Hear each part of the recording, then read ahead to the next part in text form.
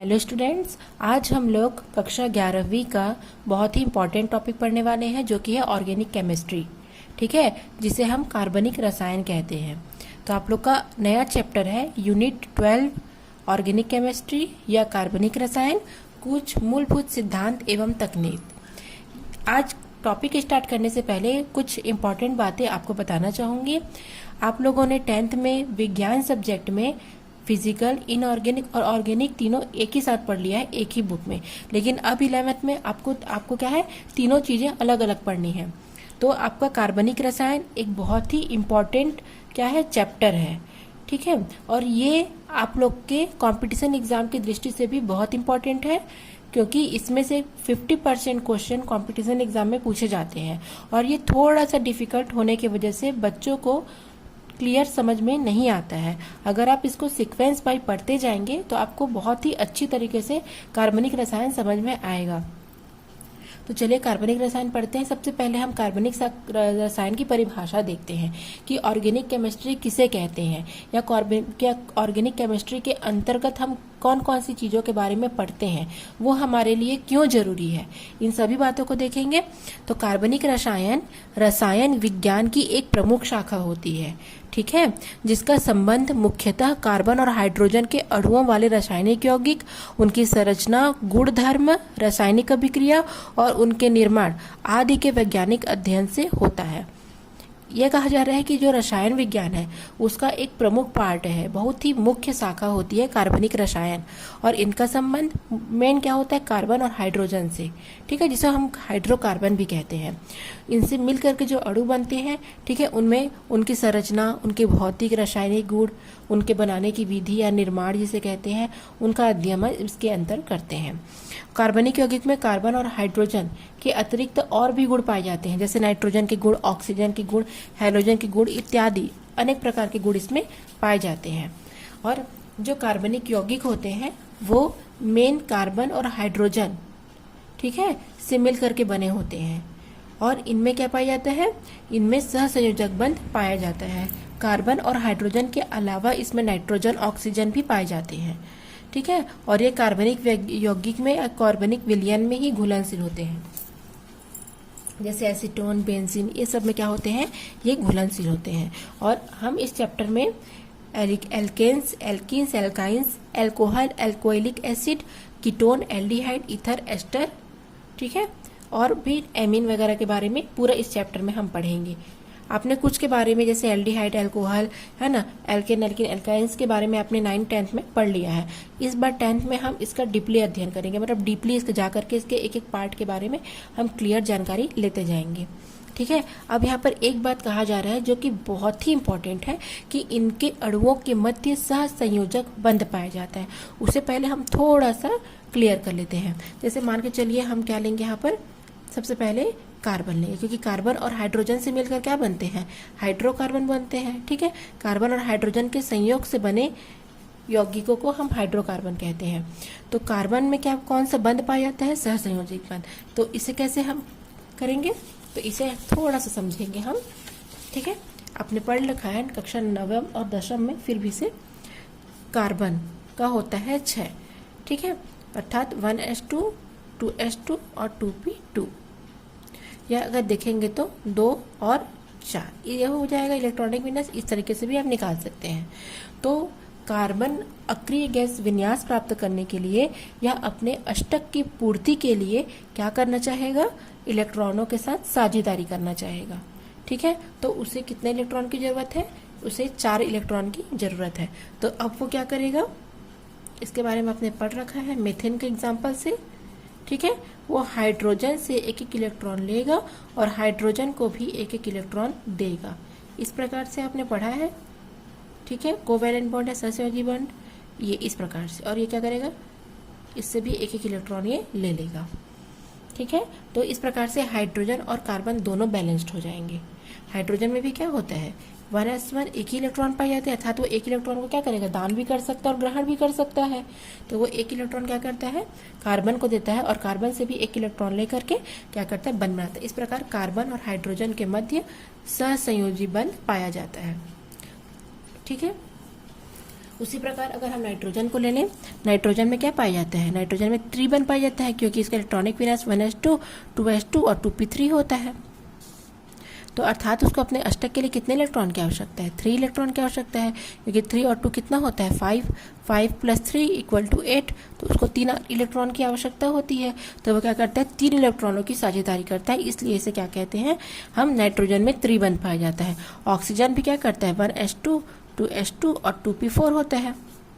इसको अपने अष्टक पूर्ति के लिए कितने इलेक्ट्रॉन चाहिए, 2 इलेक्ट्रॉन, तो ये 2 क्या करेगा, इलेक्ट्रॉन दे करके 2 इलेक्ट्रॉन ग्रहण करके अपने अष्टक की पूर्ति करेगा या अक्रिय गैस विन्यास प्राप्त करेगा। इस कारण इसे हम क्या कहेंगे कि इनमें सहसंयोजक बंध पाया जाता है। ठीक है, क्लियर हुआ आप लोग को। अब हम पढ़ेंगे कार्बनिक यौगिकों का वर्गीकरण। ठीक है, अब हम मेन टॉपिक में आते हैं। ये तो सब इंट्रोडक्शन था जो अब तक हम पढ़ रहे थे। अब हम पढ़ेंगे कार्बनिक यौगिकों का वर्गीकरण, क्लासिफिकेशन ऑफ ऑर्गेनिक केमिस्ट्री। तो ऑर्गेनिक केमिस्ट्री क्या होती है, कार्बनिक यौगिकों की संख्या इतनी अधिक है कि उनके यौगिकों के गुणों में बहुत सारी विविधताएं होने के कारण, ठीक है, इनका वर्गीकरण किया जाना बहुत ही अनिवार्य और आवश्यक है। इस कारण इसे हम निम्न प्रकार से वर्गीकृत करेंगे। तो सबसे पहले हम संरचना के आधार पर वर्गीकरण करेंगे। तो कार्बनिक यौगिक मूलतः कार्बन एवं हाइड्रोजन से मिलकर के बने होते हैं, जिन्हें हम हाइड्रोकार्बन कहते हैं। तो हाइड्रोकार्बन की परिभाषा, वे यौगिक जो कार्बन एवं हाइड्रोजन से मिलकर बनते हैं या संयोग से बनते हैं, उसे हम हाइड्रोकार्बन कहेंगे। और ये क्या करते हैं, ये सभी तत्वों के जनक माने जाते हैं। अब इसे वर्गीकरण देखेंगे, इसे किस प्रकार से विभाजित किया गया है। ठीक है, तो कार्बनिक यौगिकों का वर्गीकरण पढ़ेंगे अब हम। कार्बनिक यौगिकों का वर्गीकरण क्या हो जाएगा, कार्बनिक यौगिकों को मुख्यतः 2 भाग में विभाजित किया गया है। पहला है विवृत श्रृंखला, जिसे हम अचक्रीय या एलिफेटिक कहते हैं। दूसरा है संवृत श्रृंखला, जिसको हम बंद श्रृंखला या चक्रीय यौगिक कहते हैं। अब जो विवृत श्रृंखला या अचक्रीय यौगिक है, ये भी 2 भाग में विभाजित है, सीधी श्रृंखला और शाखा युक्त श्रृंखला। ठीक है, और ये जो संवृत या बंद श्रृंखला है, ये भी 2 भाग में विभाजित है, समचक्रीय और विषम चक्रीय। समचक्रीय में भी साइक्लिक एरोमेटिक आएगा और विषम चक्रिक में भी एलिसाइक्लिक और एरोमेटिक आएगा, लेकिन ये विषम चक्रीय होंगे और ये समचक्रीय होंगे। और ये जो एरोमेटिक चक्रीय यौगिक है, समचक्रीय यौगिक है, ये बेंजेनॉइड और नॉन बेंजेनॉइड में भी विभाजित होते हैं। तो आज हम इतने टॉपिक के बारे में पढ़ लेंगे। ठीक है, तो सबसे पहले हम पढ़ेंगे ये विवृत श्रृंखला क्या होती है और उसका एग्जाम्पल।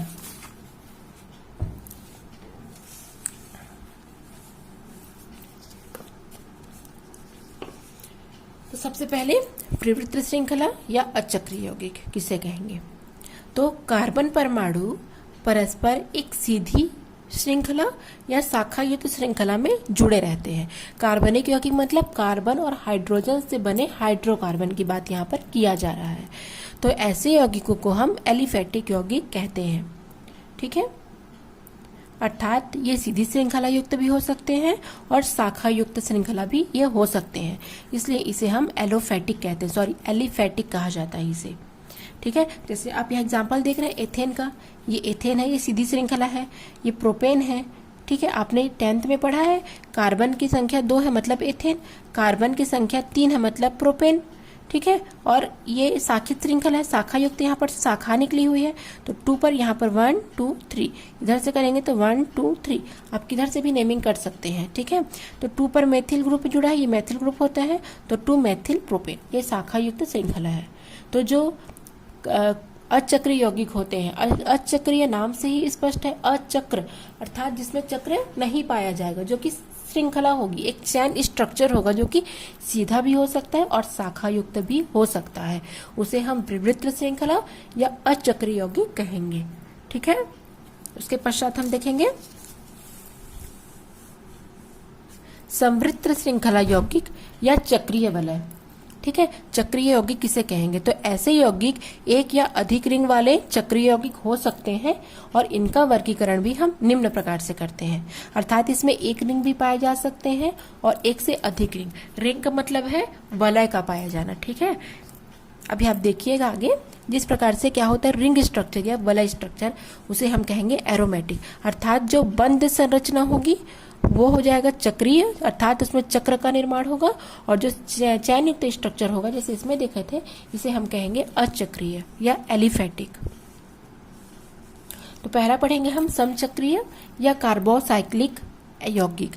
तो इस प्रकार के जो यौगिक होते हैं उनमें वलय केवल कार्बन परमाणुओं से ही बना होता है और इसे हम दो भागों में बांटते हैं। ठीक है, मतलब समचक्रीय मतलब समान चक्र। ठीक है, समान चक्र अर्थात इनमें जो वलय या रिंग का निर्माण होगा वो केवल कार्बन से ही मिलकर के बने होंगे, कार्बन के अतिरिक्त और कुछ भी नहीं होगा। कार्बन परमाणुओं से मिलकर के ही इनमें रिंग का निर्माण किया जाएगा। इस कारण इसे हम समचक्रीय कहते हैं। दो प्रकार के होते हैं। पहला है एलिसाइक्लिक यौगिक। तो ऐसे यौगिक 3 या उससे अधिक कार्बन परमाणु युक्त रिंग होते हैं। अर्थात इस प्रकार के जो एलिसाइक्लिक यौगिक होते हैं उसमें नाम के अंत में पहली बात तो साइक्लो लगाया जाता है। ठीक है, नाम के अंत में साइक्लो लगाते हैं और क्या करते हैं, इसमें 1, 2, 3, 4 रिंग पाए जा सकते हैं। ठीक है, और ये एलिफैटिक यौगिक से ही मिलता जुलता होता है। आप लोग ये टॉपिक फर्स्ट टाइम पढ़ रहे हैं इसलिए आप लोग को थोड़ा दिक्कत जाएगा।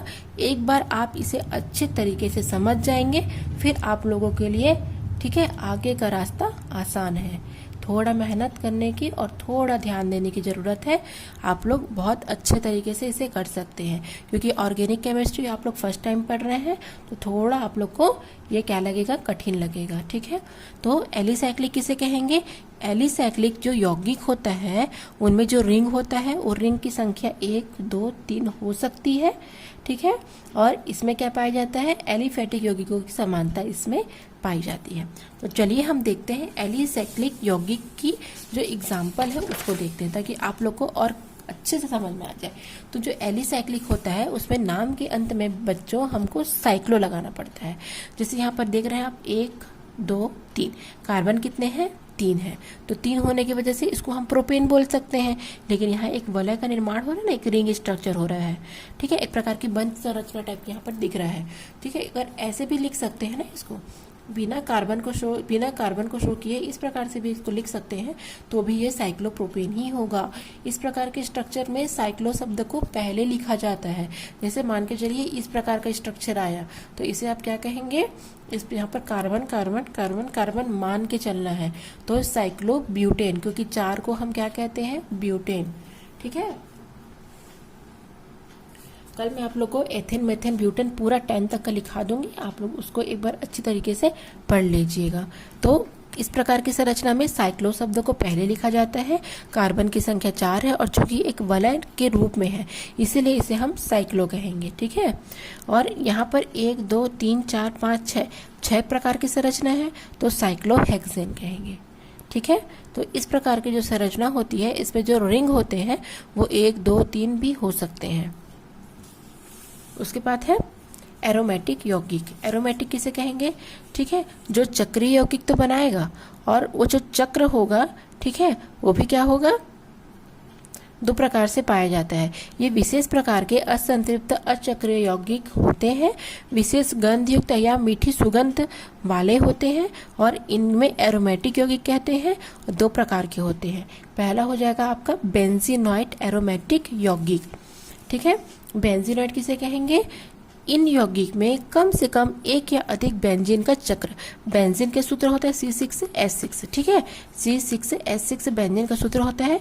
तो इसको अगर हम इस प्रकार से बनाएंगे या इसको हम इस प्रकार से बनाएंगे या इसको हम इस प्रकार से बनाएंगे, हम किसी भी प्रकार से इसको बनाते हैं तो क्या होता है, ये बेंजीन रिंग ही कहलाता है। तो ये बेंजीन रिंग होता है, वो बेंजीनॉइड में कम से कम एक पाया जाएगा, एक से अधिक भी हो सकते हैं। अर्थात इसमें 6 सदस्यीय जो कार्बन का चक्र होता है उसमें एकांतर क्रम में एकल और द्विबंध होते हैं। आप सब में देख रहे हैं एग्जाम्पल में, सब में यहाँ पर देखो द्विबंध है, ये सिंगल हो गया, यहाँ पर फिर द्विबंध है, फिर ये सिंगल हो गया, फिर यहाँ पर द्विबंध है। अर्थात एकल बंध और द्विबंध इसमें पाए जाते हैं। ठीक है, एकांतर क्रम में जो कि लगे होते हैं। यहाँ पर आप देख रहे हैं बेंजीन, ये OH हो गया तो मतलब फिनॉल, नेफ्थेलिन और एंथ्रासिन, जिसमें 1, 2 क्या पाए जाते हैं, 3 तक का इसमें वलय पाया जाता है और इसमें क्या होता है, 1 से अधिक बेंजीन चक्र पाए जाते हैं उसे हम बेंजीनॉइड कहेंगे। ठीक है, बेंजीनॉइड किसे कहेंगे? जिसमें एक या एक से अधिक क्या पाया जाता है? बेंजीन रिंग या बेंजीन चक्र पाया जाता है। और इसमें जो कार्बन का जो चक्र होता है उसमें एकांतर क्रम में एकल बंध या द्विबंध होता है। ठीक है, अगर आप लोग को ये कठिन जा रहा है तो आप सीधा फिनॉल की संरचना ऐसे भी बना सकते हैं। ठीक है, ये भी कोई गलत नहीं है, ये भी क्या है? सही है। या तो आप बीच में रिंग बनाइए या इस प्रकार से आप इसको कीजिए, आप दोनों ही तरीके से ये सही पाएंगे। अब हम लोग पढ़ेंगे नॉन बेंजीनॉइड। ठीक है, नाम से स्पष्ट है, जिसमें बेंजीन रिंग पाया ही नहीं जाएगा। नाम से पता है नॉन बेंजीनॉइड। बेंजीनॉइड मतलब जिसमें बेंजीन रिंग पाया जाएगा वो 1 2 3 की संख्या में भी हो सकते हैं। ठीक है, नॉन बेंजीनॉइड में बेंजीन रिंग इसमें नहीं पाया जाता है, लेकिन इसमें एरोमेटिकता का गुण पाया जाता है। ठीक है, एरोमेटिक के लक्षण को ये प्रदर्शित करता है, लेकिन इसमें क्या पाया जाता है? बेंजीन रिंग नहीं पाया जाता। आप दोनों स्ट्रक्चर को देख लीजिए, दोनों में आपको क्या बेंजीन रिंग कहीं दिखाई पड़ रहा है? नहीं। ये होता है ट्रोपोलोन और ये होता है एजिलिन। इसकी संरचना इस प्रकार से होती है, इसमें बेंजीन रिंग का अभाव होता है, लेकिन बेंजीन के जो एरोमेटिक जो लक्षण होते हैं वो इनमें पाया जाता है। अब हम लास्ट पढ़ेंगे विषम चक्रीय यौगिक। अब तक हमने जो पढ़ा एलिसाइक्लिक और ये पढ़ा, दूसरा पढ़ा एरोमेटिक। अब हम पढ़ेंगे, ये जो पढ़ा वो समचक्री में था, अब हम विषम चक्री में पढ़ेंगे। ठीक है, तो जब यौगिक के वलय में कार्बन परमाणुओं के अलावा कम से कम एक विषम परमाणु जैसे ऑक्सीजन, नाइट्रोजन या सल्फर उपस्थित रहते हैं तो उसे हम विषम चक्रीय यौगिक कहते हैं। ठीक है, इसको हम एग्जाम्पल से समझते हैं।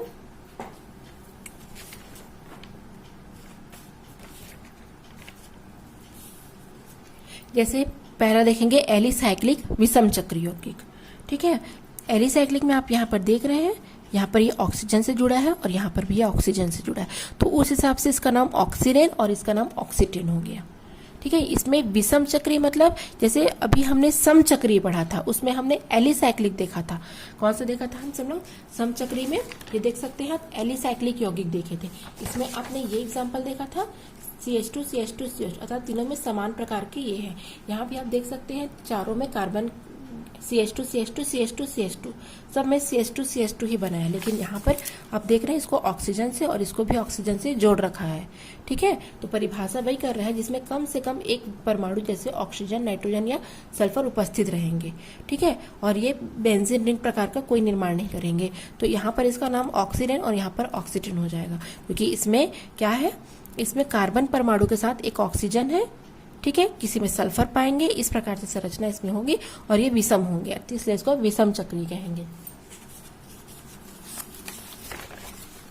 उसके बाद हम पढ़ेंगे एरोमेटिक। ठीक है, एरोमेटिक क्या होगा?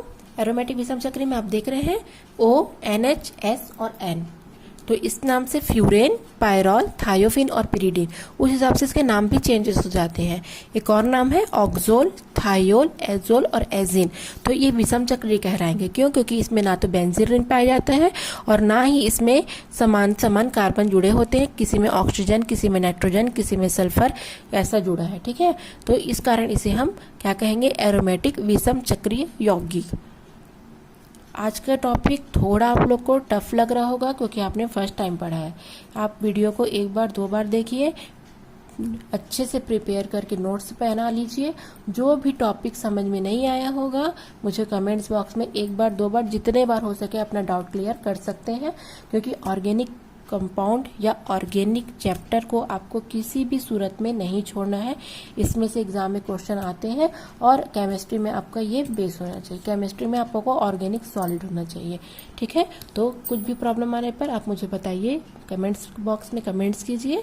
ठीक है, थैंक्स फॉर वॉचिंग।